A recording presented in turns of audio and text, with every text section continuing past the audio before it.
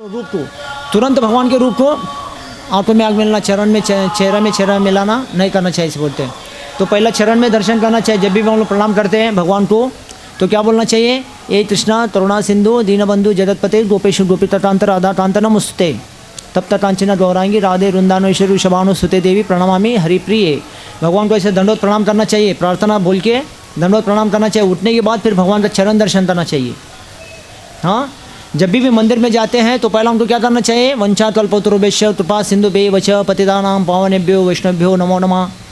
वैष्णव mother Thakur Prabhupada ji है, मंदिर में करताल मुर्दुंग सारे वैष्णव के अवतार माने जाते हैं। पहले भगवान को दरवाजे में प्रणाम करना चाहिए वैष्णव को। हाँ, उसके बाद प्रभुपाद को बोलना चाहिए प्रणाम मंत्र। प्रभुपाद के बाद जाके प्रणाम करना चाहिए। वहाँ पे बोलना होता है नमो विष्णुपदाय कृष्णप्रेष्ठाय भूतले श्रीमते भक्ति वेदांत स्वामी इति नामिने नमस्ते सरस्वती देवी गौरवाणी प्रसाद निर्विशेष शून्यवादि पाश्चात्य देशताने। प्रभुपाद को प्रणाम करना चाहिए दंडवत और मंत्र बोलना चाहिए और उसके बाद उठ के उनको आशीर्वाद लेना चाहिए। पहला प्रणाम फिर मंत्र फिर उसके बाद आशीर्वाद लेना चाहिए। वैष्णव ठाकुर अब आशीर्वाद दे दो बोलना चाहिए। तुरंत जाके ऐसा दर्शन करना तुरंत मांगना ऐसा नहीं। पहला प्रणाम करना चाहिए फिर मंत्र बोलना चाहिए फिर उसके बाद आशीर्वाद लेना चाहिए, कृपा याचना करना चाहिए। फिर उसके बाद चैतन्य महाप्रभु के पास जाना चाहिए। हाँ, वहाँ पे नमो माँ वदन्याय कृष्ण प्रेम प्रदायते कृष्णाय कृष्ण चैतन्य नामिने गौर कृष्ण नमः ऐसे बोलना चाहिए। और उसके बाद जय श्री कृष्ण चैतन्य प्रभु नित्यानंद श्री अद्वैत राधाधर श्रीवासादि गौर भक्तवृंद ऐसे पूरा प्रणाम करके मंत्र बोलना है। उसके बाद उठ के आशीर्वाद देने का, दर्शन करने का, पूरा चरण से लेके घुटने में फिर नाभि में पूरा, हाँ कंधे में फिर पूरा शरीर में अच्छे से भगवान का दर्शन करना चाहिए। भगवान कैसे सुंदर है दर्शन करके फिर उसके बाद आशीर्वाद देना चाहिए। हाँ, आप पतितों को पावन तने सबसे बड़ा पतित मैं हूँ, मेरे को पहला कृपा करो आशीर्वाद दे दो। ऐसे फिर जाते भगवान को दर्शन करके पहला मांगना ऐसा नहीं होता है, ये नियम है, ये वैष्णव सदाचार। हाँ, पहला प्रणाम फिर मंत्र फिर उसके बाद दर्शन फिर उसके बाद प्रार्थना आशीर्वाद, समझे ना। फिर राधा कृष्ण को भी ऐसे ही कृष्णा करुणा सिंधु ऐसे बोलना है। हाँ, फिर राधा कृष्ण का तप्त कांचन गौरांगी ये प्रणाम मंत्र बोलना है। फिर उठना है, फिर भगवान का चरण दर्शन करना है। फिर उसके बाद नाभि, हाँ घुटने में फिर नाभि में फिर शरीर में पूरा चेहरे में दर्शन करके फिर प्रार्थना करना चाहिए, फिर आशीर्वाद देना चाहिए दर्शन करने के बाद। फिर ऐसे भगवान आशीर्वाद देते। इसको बोलते शनि शनि, तुरंत नहीं ऐसे उठ के आए नहीं तो ऐसे घूम के आए भगवान को मंदिर में आके दुखी होकर बैठ जाए चिंता करते। कभी कभी मंदिर में भी आके आदमी ऐसा चिंता करते बैठता है, चिंताग्रस्त बोलते हैं। अरे मंदिर में आने के बाद ऐसा दरिद्र काम नहीं करना चाहिए, चिंताग्रस्त। भगवान सारी चिंताओं को दूर करने वाले, तो इसलिए क्या करना चाहिए? भगवान के मंदिर में आते तो चिंता नहीं करना चाहिए, चिंतन करना चाहिए। हरे कृष्णा कृष्ण कृष्णा हरे हरे हरे राम। हाँ, ये चिंतन करते बैठना चाहिए मंदिर में आके। वही घर परिवार का दुनियादारी का चिंता करते नहीं बैठना चाहिए। हमें एक मंदिर में हम गए था बाहर, तो वो मंदिर में गए था, वो मंदिर में जूता छोड़ते ना, वहाँ पे बोर्ड लिखा था जूता छोड़ते टाइम में, उस चप्पल स्टैंड के पास ही क्या लिखा था? आप चप्पल छोड़ते तो आपका चिंता भी छोड़ के जाइए, ऐसे लिखा वहाँ पे। आप इधर चप्पल छोड़े ना, आपका चिंता भी इधर छोड़ के जाओ, ऐसा। चिंता लेके जाने का नहीं, चिंता भी इधर छोड़ के जाओ, ऐसा बोला उन्होंने। कहाँ पे छोड़ना चाहिए? जहाँ पे जूता छोड़ते उधर ही। फिर हाथ धो के भगवान के सामने जाके फ्रेश होके बैठना चाहिए, चिंतन करते बैठना चाहिए। सारा दुनियादारी का चिंता करते भगवान के सामने आके बोलना अच्छा नहीं है। हाँ, तो उसको चिंताग्रस्त बोलते हैं। दरअसल को चिंता नहीं होना चाहिए, चिंतन होना चाहिए, भगवान का चिंतन। तो चिंतन करने से क्या होता है? चिंता दूर हो जाता है, समझा ना। नहीं तो चिंता करते करते करते क्या होता है? चित्त जल जाता है। क्या होता है? चित्त जल जाता है। एक दिन चित्ता को जलाने के लिए लेके आते मशान घाट में फिर। हाँ, तो इसलिए भगवान के द्वार में आते तो वहाँ पे रखना चाहिए। कहाँ पे? चप्पल स्टैंड के पास। सारे चिंताओं को वहाँ पे रखना चाहिए। आए के हाथ पैर धो के भगवान के द्वार में जाके प्रणाम करके फिर आशीर्वाद याचना कृपा करना चाहिए, ऐसा। तो भगवान बहुत कुछ आशीर्वाद कृपा देते हैं। नहीं तो थोड़ा कृपा करो, थोड़ा आशीर्वाद दे दो, ये थोड़ा थोड़ा थोड़ा। भगवान तो ज़्यादा देने वाले, लेकिन हम चिंडू जैसा काम करते, थोड़ा थोड़ा थोड़ा थोड़ा कभी बोलना नहीं चाहिए। क्या बोलना चाहिए? हाँ, ज़्यादा बोलना चाहिए। इसलिए प्रभुपाद बोलते हैं, आप कृपा मांगने जाते ना कम पड़ते हम लोग। भगवान ज़्यादा देने वाला था, हम बोलते 1 करोड़ दे दो, 2 करोड़ दे, थोड़ा आशीर्वाद दो, थोड़ा कृपा दे दो। अरे भगवान को सेवा करके प्रसन्न करते ना, भगवान आपको 1 करोड़ नहीं 10 करोड़ देने वाला था, अब जो रुपये देने वाला। लेकिन हम डिमांड करते इतना दे उतना दे, भगवान इतना दे के उतना दे के हटा देते फिर। इसलिए भगवान के सामने डिमांड नहीं करना चाहिए। भगवान ज़्यादा देने वाला होता है, हम कम मांगते। मांग के कितना मांगेंगे?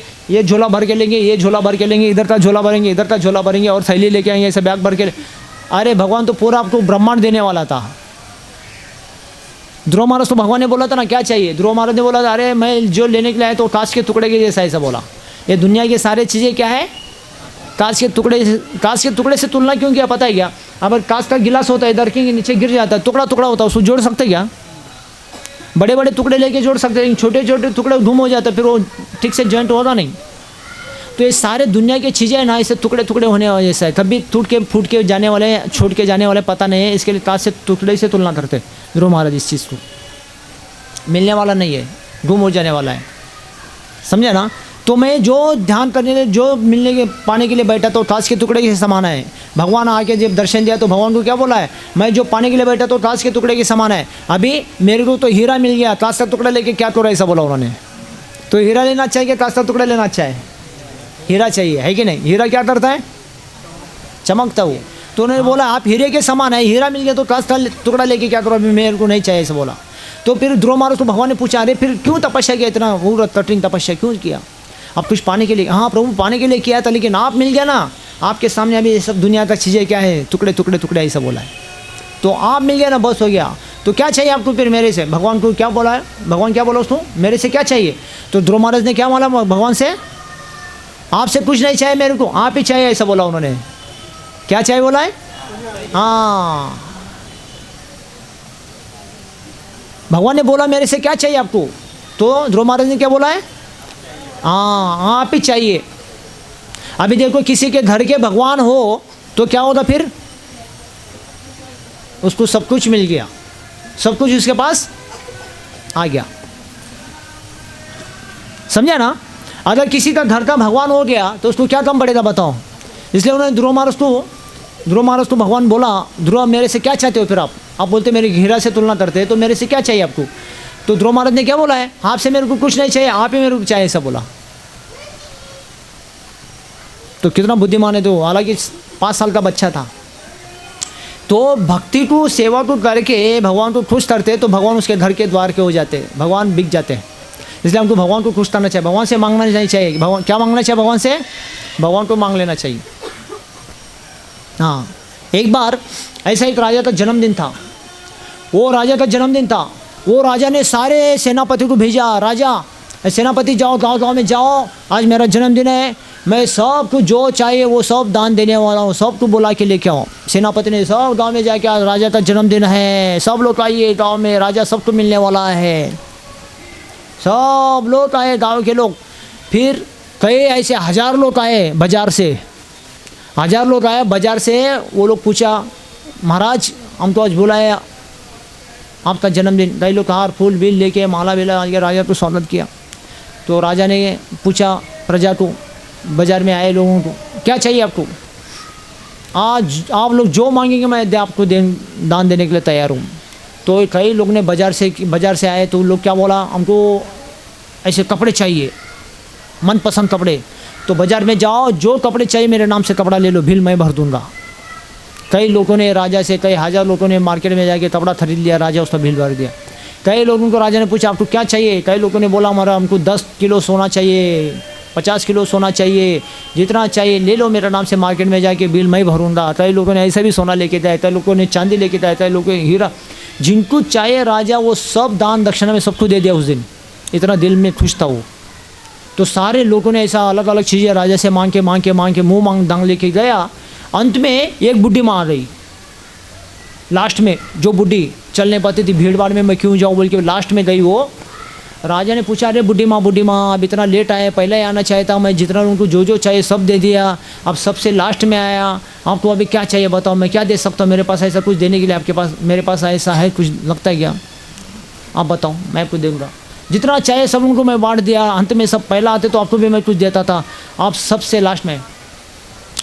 तो वो बुढ़ी माँ ने क्या बोला, क्या करूँ बेटा, मैं चल नहीं पाता हूँ, आँखों का नज़र कमज़ोर है, इसलिए मैं सोचा ये भीड़ भाड़ में जाऊँगा तो गिर जाऊँगा, अच्छा है कि पहले सब जाने दो, मैं लास्ट में आया। तो ठीक है चलो अभी मैं आपको क्या दे सकता हूँ, मेरे पास ऐसा है दे सकता हूँ क्या, ऐसा लगता है कि आपको? बुढ़ी माँ को पूछा। तो बुढ़ी माँ ने बोला हाँ बेटा आज अभी भी आप कुछ दे सकते हैं, ऐसा बोला उन्होंने। वो बुढ़ी माता जी थी लेकिन बहुत बुद्धिमान थी वो, अभी भी आप दे सकते हैं ऐसा बोला उन्होंने। तो राजा ने बोला क्या दे सकता हूँ, जो देना था दे दिया, ऐसा बोला। अभी कोई भी देता ना आधा ही देता है दान दक्षिणा, आधा तो अपना खुद का रखता है। वो कोई भी बोलता ना मैं जो था वो सब दे दिया ऐसा बोलता है, ऐसा कोई देता ही नहीं है।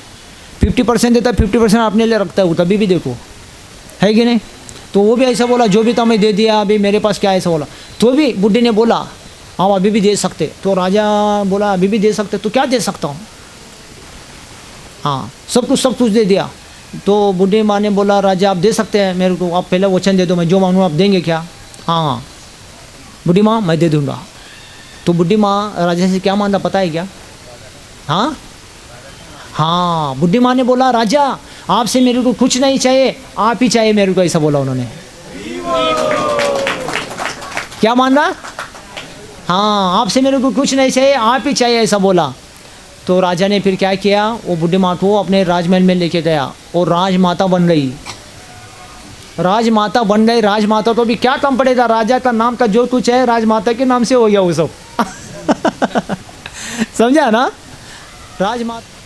हाँ तो बुढ़ी माँ इतना चालू, अभी सबको क्या मिला मार्केट में, सोना मिला, कपड़ा मिला, ये मिला वो मिला, उससे अच्छा राजा के महल में सबको रहने को मिला, खाने को सब कुछ मिला। राजा का जितना भी संपत्ति है सब बुढ़ी माँ के नाम से मिला। राजमाता बन गई। तो बुढ़ी माँ कितना अमीर हो गई सोचो फिर।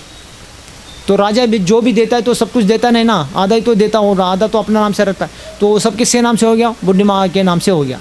वो बुढ़ी माता राजमाता बन गई, ऐशो आराम जीवन जीते रही। तो कितना बुद्धिमान निकली देखो। फिर राजा से उन्होंने कुछ नहीं मांगा, उन्होंने बोला राजा आपसे मेरे को कुछ नहीं चाहिए, आप ही चाहिए। तो राजा ने आप ही चाहिए बोले तो चलो मेरे घर लेके जाऊँगा। घर में लेके गए, पालन पोषण करके उसको राजमाता बना के रखा। ऐसे प्रभुपाद बोलते हैं हम भगवान की सेवा करके, भगवान के आज्ञाकारी बन के, सेवक बन के ऐसे भगवान को खुश करते हैं, तो भगवान क्या करेंगे, हमको क्या करेंगे। भगवान हमारे जो हैं वो एक राजा के समान हैं, हम उनके पुत्र पुत्री जैसे हैं। तो हम भगवान को मांगेंगे तो भगवान हमको आपके वैकुंठ धाम, गोलोक धाम, वृंदावन में लेके जाएंगे और हमको राजपुत्र राजपुत्री बना देंगे वहाँ पे। ये पूरा धरती ब्रह्मांड के राजा भगवान कृष्ण है, राधा है। तो हम भगवान को बोलेंगे प्रभु हमको आपसे कुछ नहीं चाहिए, आप ही हमको चाहिए, चलो बेटा बोल के भगवान हमको धाम में लेके जाएंगे, वैकुंठ में, गोलोक धाम में। और वहाँ पे भगवान के धाम में हम लोग रहेंगे और भगवान की संपत्ति नाम का जो भी है वो अपने नाम से हो जाता है वहाँ पे। प्रभुपाद जी ने बोला जो भगवान को सेवा करके प्रसन्न करता है भगवान उसको क्या करते हैं, हाँ सारिष्टि मुक्ति देते। सारिष्टि सारूप्य सालुक्य, सालुक्य मतलब उनके धाम में रहने का ऐश्वर्य देते उनको। देखो एक प्रकार की मुक्ति है वो। हाँ तो भगवान राजा है और हम राजपुत्र राजपुत्री बनेंगे, भगवान के धाम में रहेंगे, वैकुंठ में, गोलोक धाम में। तो हमको क्या कम पड़ेगा भगवान के धाम में, सोचो। भगवान के जैसे रहने का ही संपत्ति ऐश्वर्य आपको मिलने वाला गोलोक धाम में। भगवान इसके लिए धाम में किसी को कम नहीं करते, अपने जैसे ही पूरा रहना है सहना करते सबको। गोलोक धाम का ऐश्वर्य संपत्ति ऐसा है। इसलिए गोलोक धाम में भगवान कृष्ण कौन है, राधा कौन है, पहचाना नहीं जाता है वहाँ पे। क्यों पता है, सब सेम दिखते हैं। कृष्ण कौन है, राधा कौन है, बलराम कौन, सुदाम, पता नहीं चलता वहाँ पे। सब सात लोग समान दिखते हैं, ऐसे दिखने में सुंदर कृष्ण जैसे ही। केवल एक कौस्तुभ मणि है गले में, उससे पैसा चलता है कि ये कृष्ण है, ये बलराम है, ये अनिरुद्ध है, ये संतर्षण है, ये नारायण स्वरूप है, ऐसा समझा ना। देखो भक्त लोग इतना स्पीकर लगाने के बाद जोर से चिल्लाने, बैठे बैठे सो जाता है। बैठे लोग नींद की गोली लेके तो भी सो जाते नहीं है। हाँ कछुआ जलाओ, मच्छर भगाओ तो भी सोते नहीं है। हमारे भक्त देखो स्पीकर लगाओ तो भी सोते। कितना अच्छा भक्ति है हमारा। पिछले टाइम में मैं बोला था नींद को आराम नहीं है ना, तो नींद को आराम चाहिए, गद्दी चाहिए, दंगलप गद्दी चाहिए, एसी रूम चाहिए, एसी कूलर चाहिए, जरूर नहीं है। नींद आई तो बैठा बैठा भी सो जाता आदमी। सामने बैठ के मेरा चल रहा, उसका चल रहा, चिंता ही नहीं। देखो है कि नहीं।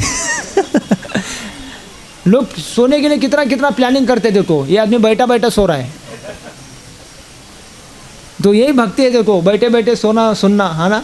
इसका मतलब नहीं कि फिर सोते रहो बैठे बैठे, ऐसा नहीं करने था। तो क्या बोल रहा था, राजपुत्र राजमाता, हाँ राजपुत्री भगवान के धाम में, भगवान ऐश्वर्य संपत्ति रख के हमको वहाँ पे धाम में रखते। इसलिए प्रभुपाद जी बोलते भगवान से मांगेंगे तो हम लोग कम पड़ेंगे। केवल भगवान को प्रसन्न करना है, भगवान को भक्तों को प्रसन्न करना है, बराबर हम भगवान के पास जाएंगे, भगवान के ऐश्वर्य संपत्ति को प्राप्ति करेंगे। भगवान से मांगेंगे भगवान तो दे देंगे, वो तो दीन दुखी आत्माओं को, हाँ दीन दयालु भगवान खुश कर देंगे, लेकिन हम लोग कम पड़ देंगे। कभी भी भगवान के द्वार में अभी बहुत सारे लोग आते हैं, उनको यही देखो सालों साल ज़िंदगी भर मंदिर में आने से भक्ति क्या है, भगवान से क्या करना, क्या मांगना, क्या लेना देना कुछ पता नहीं चलता है। इसलिए भक्ति मतलब क्या, मंदिर में आना जाना वो ठीक है, लेकिन अगर सही में भक्ति पाना चाहते हो तो भक्तों के संग में जुड़ना पड़ेगा। भक्ति भगवान देने वाला नहीं है, भगवान क्या देने वाला है, हाँ भौतिक चीज़ें देने वाला है। क्या देने वाला है, भौतिक चीज़ें देने वाला। भगवान भक्ति देने वाला नहीं है। लोगों को चाहे जो चीज़ें संसार की दुनिया सब चीज़ भगवान के पास है, भगवान वो देने वाला है। भक्ति चाहिए संसार में, वो किससे लेना होता है, भक्तों से लेना होता है। इसलिए भगवान बोलते हैं हम भक्ता पराधीन हूँ, मैं भी भक्त के अधीन होता हूँ, भक्ति के अधीन होता हूँ मैं भी। भगवान भक्ति नहीं दे सकते, भक्ति देंगे ना भगवान को बहुत भारी पड़ जाता है, वो भक्त का सेवक बनना पड़ता है भगवान को। इसलिए भगवान भक्ति देते किसी को नहीं देते। भक्ति लेना है तो भक्तों के संग में जुड़ना पड़ेगा, तब भक्ति प्राप्त होगा, उससे भगवान प्राप्त होगा, नहीं तो नहीं। केवल मंदिर में जाएंगे आएंगे दर्शन, वो तो ठीक है, लेडीज़ क्लब में जाने से अच्छा इधर आ रहे, बस इतना ही है। उधर भी टाइम पास, इधर भी टाइम पास है। हाँ मंदिर में भी आके कितना उनका ध्यान होता है, मंदिर में सत्संग में, भजन में, नाम में, कीर्तन में, भजन में नहीं। सब बाहर बैठे रहते हैं। आजकल फैशन है मोबाइल, टिक करके निकालते, इधर भी आते टिक करके निकालते, सब ऐसे ही है, चमक ढमक। मंदिर में जाने का मतलब ये नहीं, मंदिर में जाने का मतलब है साधु संग होना चाहिए, सत्संग होना चाहिए, तभी भगवान के प्रति आपको क्या जागृति पता चलेगा, क्या करना चाहिए भगवान को, क्या मांगना चाहिए, क्या नहीं मांगना चाहिए, कैसे दर्शन कर, ये सब पता चलेगा। आओ जाओ कबूतर खाने में कबूतर आता गुड़ गुड़ गुड़ दाना खा के गुड़ गुड़ उड़ के जाता है। ये ऐसे लोग आते जाते गुड़ गुड़ गुड़ गुड़ गुड़ गुड़ गुड़ चले जाते हैं। ये सब गुड़ गुड़ लोग ऐसे भी समझे ना। कबूतर ऐसे आता है गुड़ गुड़ गुड़ आता है, कहाँ पे बैठता है, कुछ दाना मिलता है गुड़ गुड़ खाता है, गुड़ गुड़ चला जाता है। ये लोग भी ऐसे गुड़ गुड़ आओ गुड़ गुड़ जाओ गुड़ गुड़ करो, आओ जाओ अपना घर। ऐसा नहीं, ऐसा जिंदगी भर आओ ना, भगवान तो पाने वाले नहीं, भगवान तो मिलने वाले नहीं। ऐसा साधु संग सत्संग बहुत महत्वपूर्ण है। पूरा ब्रह्मांड में, ब्रह्मांड पुराण पढ़ के पूरा ब्रह्मांड में भ्रमण करो, अच्छा है, लेकिन भगवान नहीं मिलने वाले, भक्ति नहीं मिलेगा। कब तक, जब तक गुरु कृष्ण प्रसादी पाई, जब तक गुरु नहीं पाएगा तब तक कृष्ण को नहीं पाएगा, ऐसा बोला वो। पूरा ब्रह्मांड में भ्रमण करने से भी भगवान को पाने के लिए, हाँ तो भी वो कृष्ण को नहीं पाएगा। कब तक, जब तक गुरु नहीं पाएगा, साधु नहीं पाएगा, तब तक कृष्ण को नहीं पाएगा वो। कौन भाग्यवान ऐसे बोलते हैं, ब्रह्मांड में भ्रमण करने वाला भाग्यवान नहीं, पूरा ब्रह्मांड भ्रमण करके आया वो भाग्यवान नहीं। सबसे बड़ा भाग्यवान वो है जो गुरु पाए, गुरु को पाता है, साधु को पाता है, फिर वो कृष्ण को पाता है, वो ब्रह्मांड में भाग्यवान है सब। गुरु कृष्ण प्रसादी पाई भक्ति लता बीज, उस व्यक्ति को भक्ति प्राप्त होता है। पूरा ब्रह्मांड में भ्रमण करने के लिए कृष्ण को ढूंढने, भगवान को ढूंढने के लिए जाएगा, ऐसा नहीं मिलने वाला भगवान कृष्ण।